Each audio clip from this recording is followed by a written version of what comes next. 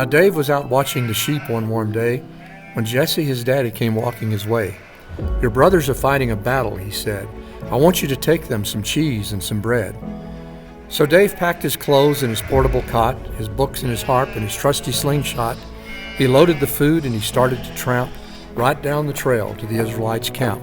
He rounded the corner, and to his surprise, his brothers were scared.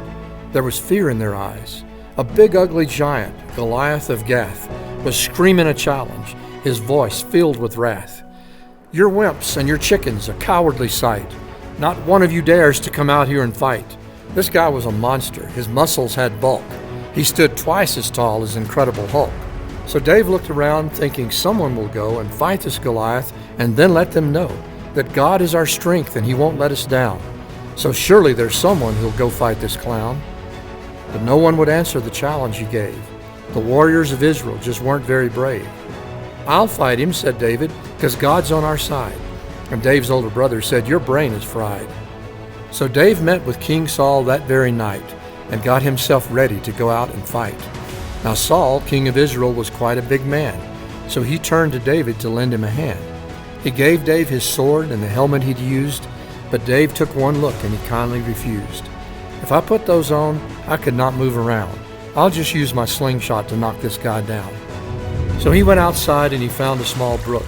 From out of the water 5 stones David took. He'd once killed a lion and also a bear. When it came to trouble, he'd handled his share. "I'll use you for bird feed," Goliath did rave, and he started coming to finish off Dave. But David was smiling, he even looked bored. "You're coming at me with a spear and a sword. In God's name I come after you," David said. "Through his strength and power, I'll cut off your head." And so a magnificent fight of the ages was started, and now you can read on these pages. The gigantic problems and ego and pride are easy to conquer with God on your side. So Dave took his slingshot and put in a stone. He swung and released it, and then it was gone.